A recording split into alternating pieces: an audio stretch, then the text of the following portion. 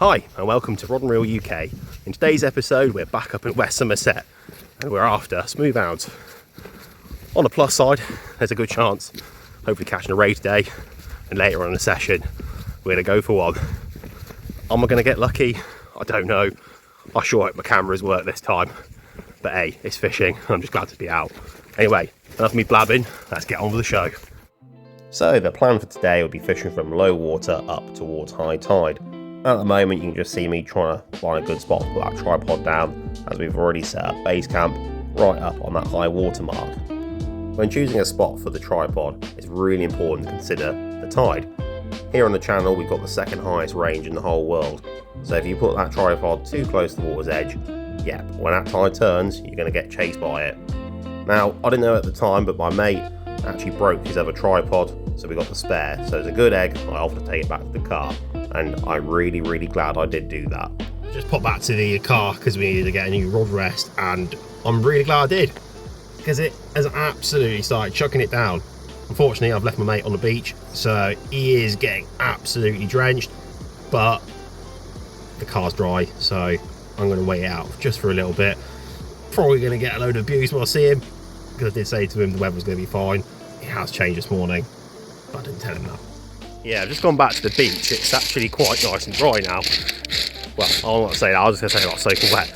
But, yes, we have a rather bedraggled looking fisherman over here. Nice and dry, mate. I don't know what you're talking about. I got your flour, though, to make up for it. Is it a watermelon? With my friendship restored, it was time to get back to the fishing. But first of all, I just wanted to have a little scout around at low water. Another great tip is when you go at low water, you can often see where other people have snagged up. And sometimes, if you get very lucky, oh no, not so much that time, you can actually find 3 leads. Yes, beach bounty. So I got a little bit of a rainstorm that's just come in. So just temporarily wait until that passes over, and then we're going to get baited up and get out there. But yeah, sometimes just have a little look around, you can find something, and also just helps clean up the beach. God, nearly fell over then. Not good. Anyways, let's get on with the fishing. Those rocks can be absolutely deadly when it rains. But off camera, I actually managed to get a lovely little bite and reel myself in a lovely little tiny conger eel. When I say conger eel, to be honest, a shoelace was probably a little bit bigger than that. But never mind, it was a fish, I was one ahead, and the most important thing is I had bragging rights. Or so I thought. Great tip when you're fishing, wear camo gear. It really does help when you want to get bites and actually catch a fish. Oh wait, have you caught fish yet? Ah, there you go. Yeah. We don't need to talk about that pollock. Yeah, it was tiny. I don't even think it was a fish, to be honest. It was that small. I think atoms were probably a little bit bigger than it. But hey, I've caught something. He's not. Unlucky, mate. Thoroughly embarrassed from not catching the world's smallest conger eel, my mate returned back to his little lair. And yes, that weather was not looking very good. On the plus side, I had brought my waterproofs. Until I checked my bag, and it turns out I didn't. So session's fairly quiet at the moment. Luckily that rain has really died back. You can see it over in distance on Wales. It is raining a lot. I mean, everyone jokes around Welsh and rain. I generally think it's quite true. But that little tiny bootstrap conger and not a lot else. Changed tactics, switched the bait around and put some more stuff out range. Might see if we can try and get a ray. Smooth animal will still be quite nice to get, but at the end of the day, you've got to work what you got. After insulting the Welsh across the water, it was time to get another bait back out there. And yeah, this time I was going to use peeler crab with a little bit of prawn, hoping to find a smooth hound. Getting a good foot placement is really important in slippery and wet conditions. What I'm doing here is just a simple overhead cast, just to get it out there. I reckon this one was probably about 80 yards at tops. But yeah, we're onto that clean ground, and the main thing is, it should be away from the snags. So what I'm doing now is just walking it back to the tripod, and just keeping a bit of tension manually in my hand. What I'm doing here is basically minimising the need for me to reel in a ton of line, and keeping it fairly tight on the way back up to the beach. So I'm nearly at the top now, so I'm just checking my phone to see what time I cast out. And typically I'd normally change my baits every 15 to 20 minutes, depending on how much tide's coming through. You want to keep a good scent trail in that water, and if you're consistent with your casting, you can really help yourself by attracting those fish to a certain area. So as I was just baiting up my second rod, Paul had a really good bite. Originally we did think it was actually going to be a dogfish, but to our surprise, it was in fact a lovely little spotted ray.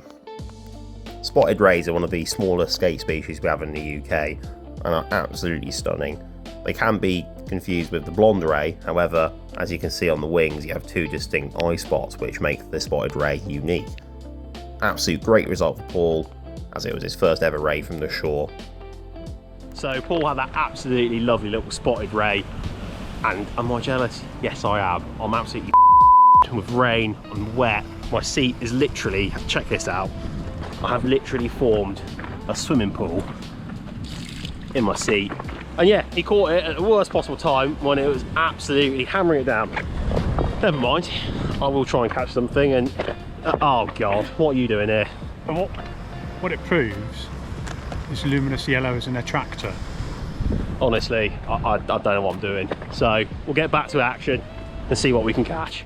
For the next couple of hours, the bites really died back and that weather had got even worse. A few fishermen showed up but soon packed up, because at points that rain was well and truly unbearable. But never mind, we still managed to hit that target with Paul's lovely little spotted ray. However, with my fish ability well and truly in tatters, I didn't think I was going to be in for a good night of sleep. What it proves is luminous yellow is an attractor.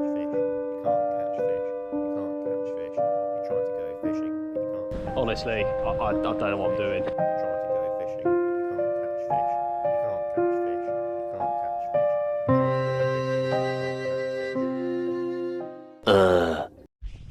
So you join me back out in West Somerset, hopefully to catch a ray. I redeemed myself from that last session, which was actually dire. Paul did get that little spotted, which made up for the day, but driving 2 hours, having an absolutely soaking wet arse, and not having any dinner because of the shop shut, not the best end to the day. However, it doesn't matter, we're out here, the sun is shining, and hopefully the fish will be biting. Did I just curse myself with karma? I really hope not. But anyway, let's get on with it and do some fishing. So yes, I was back out in West Somerset, and today's session was definitely personal. The idea would be to fish from low water up towards high tide, and hopefully catch any fish feeding on that flood.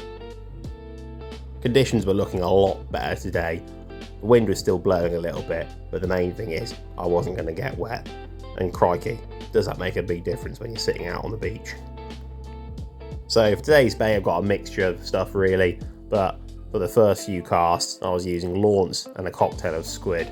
So you can just see me cutting up the launce and actually snipping the tail off. The reason why I do that is it actually stops that bait from spinning in the water if it gets picked up in the tide. So what I'm doing now is just chopping the head of the squid. I can save this for later if bites die back, and it actually works really well as a good tip bait. But yeah, just cutting the body of the squid, and what I'm going to do is essentially make like a little squiddy blanket around that sand eel. So I should say sand eel, but this is actually a launce. It's still technically a type of sand eel, it's just a very big version of it. So yeah, just making that little squiddy blanket. Now I'm just going to whip it together with the good old baiting elastic. Top tip with baiting elastic, if you can get yourself a little tub like the one I've got there and just put a little hole at the top of it, it can actually really help you in terms of not getting wound up so much and tangled up. There's nothing worse than bait elastic when it drops on the ground and falls between a million boulders and then you're trying to scramble, trying to untangle everything. But yeah, there you go. So we just baited it up. I'm going to whip it onto the end of the dongle, just like so. There we go. He's actually made that look fairly smooth for a change. Getting those sausage fingers in the shot as well. But yeah, just going to mummify that thing onto that. And then fingers crossed if he can do it in a wanna. Oh, can he do it? I'm not too sure. Oh, he's nearly slipped. Nope, he's got it. Just put an overhand loop into it, lock that bait elastic down, nip that little hook through to the top of the bait, and hey presto, you pull the weedle out and you've got yourself a lovely little bait. Like many other marks along the West Somerset coastline, it can be quite rough underfoot, so just take care when you're walking down to the water's edge to do a cast. So I'm just going to do an overhead chuck to get it out there. It's around 60 yards, not too far out, but the main thing is it's on that clean. So I just walked that rod back up to the rod rests, and yeah, I did actually drop my phone then, which wasn't very good for the screen, and I did actually crack it, so that's good. But just going to get a tripod and put a bell on. Yeah, really annoying to listen to fishing up the next people, but as I go for a little wander, I can hear it if something happens. So while we're just waiting for some bites to happen, I'm just going to do a bit of beach combing, and could this be Beach Bounty? Where's it going? So there we go. So you can see, got some sort of shock lever line there. So where they've snapped off, probably at high tide of a bad cast. And yeah, let's just chase this along. So I always like to have a look, follow these on, and what have they done here? So found a rig. Aha. Trouble is, a lot of people come fishing here at West Somerset and Somerset in general. They don't realise how rough the ground can be. And there we go, Beach Bounty. So we've got ourselves a little lead, but no rotten bottom, nothing. Again, when you're fishing rough marks, it's always a better idea to fish a weak link system and get your rigs back. And you can see all of this, if I haven't picked it up, which should be left on the beach.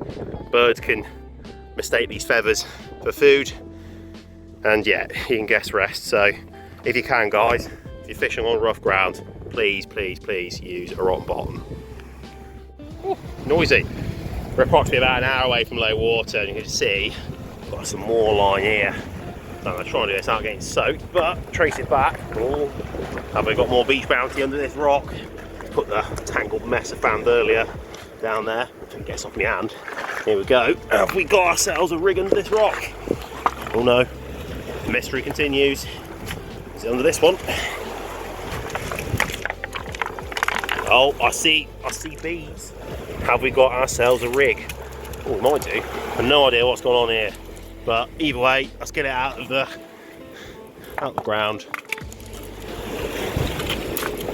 Oh, well, getting soaking wet through, and chase this one back a bit more. So it looks like the shingle has fully buried this one, but any bit of rubbish we can get off the beach. Oh, there we go. So, please just have a look below water, and you can get yourself 3 leads. Absolutely great for the bank. But anyway, let's get this off the beach. We'll put that back in a tackle box, and we might even use this one fairly soon. Result. So fairly quiet session so far. Not had any bites as of yet. However, the tide is dropping, as I expected. I think probably took 2 hours afterwards. Found a couple leads, 3 on the beach. Again, I'm not going to keep banging on about the point, but if you're going to be fishing rough ground marks, just try and use a weak link system. Again, you can't help it if your rig gets snagged up, but if you can try anything you can just to stop it, really does help. Makes us fishermen look a little bit better. Again, if you're picking up after ourselves, cleaning up the beach. And again, if you're sending bits of rubbish, plastic, you name it, yeah, you haven't dropped it yourself, just pick it up. Again, makes everybody happy. But anyways, we're going to keep trying to fish and see if we can get something. So, just out beach combing, and I've come across something very, very good for bait. And yes, it's a spider crab, but not just any kind of normal spider crab. This one is in fact peeling. Now, this makes absolutely fantastic bait, and it's like gold dust if you can find it. Luckily, I have got some cool bags with me and ice, so this guy is coming back for bait for next time. Incredible, and if you can find some, you're absolutely laughing. As always is the case with fishing, when you're trying to do something else, you're going to get a bite. In this instance, I was absolutely desperate to get rid of that coffee I drank this morning. But never mind, determined to catch something and not be outdone, I persevered and crossed my legs. So yeah, it didn't feel very big, and in all honesty, I thought it'd come off. To my shock and awe, in fact, it was probably the world's smallest conger eel, and even smaller than the one I caught the other day. And oh my lord, look at this embarrassment. It's even tangled itself up in the line for me. Wonderful. Well, the fishing might be crap, but finding free stuff is seemingly doing alright. Oh, look at that. I think that could be probably the same person from earlier. It's the same coloured line, and yeah, nice lead. But yeah, easy to have a look around. So we're around an hour into tide and it's been quite quiet so far. I did come a little bit extra early just to set up all the gear by myself today. But I've decided to put that spider crab we found earlier as bait, and we've just put a cocktail out. So one rod we've got the spider crab and squid, and then the other we've got spider crab and prawn. Now hoping with that extra scent in the water, I kid you not, as I've said that, I've got a boil the rod. So let's stop filming and see what we got. With rod in hand, it was time to reel the fish in. From the way it was biting, I could tell straight away it wasn't going to be a ray, more likely a small dogfish or a little strap. Rays normally sit on the bait, and you'll see the movement in the rod tip when they flutter around it. Eventually, when that ray has finally got that bait in its mouth, it'll move off, and that's when you see a good swing on the end of that rod tip. And as suspected, it turned out to be a small conger eel.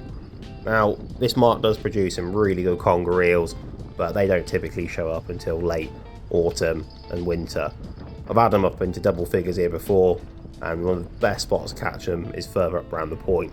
But beware, it is very tackle hungry up there, and even with a rotten bottom, you're still chancing it. But they do show up along the beach, and yeah, they're not wrong, slippery as an eel, very much describes what a conger is like to hold on to. Conger eels, especially their small ones, are notorious for swallowing the bait down. Luckily, as I was using dongle, I managed to get a good little lip hook on this one. If you're targeting conger eels specifically, it's really important to match the gear for the kind of fish you're catching. With conger eels, realistically, you need very high pound trace, in some cases even using a steel trace. They've got an incredibly strong bite force, so with a big conger eel, take a lot of care when you're taking that hook out and watch where you're putting your fingers. So I actually left my T-bar I normally use up at the tackle box, so what I'm doing here is a little trick where I'm actually using the line to turn that hook upside down, and there you go, pops it out straight away, and a good little trick if you're in a bit of a pinch. But there you go, nice little conger eel. I'll just get it back in the water to fight another day.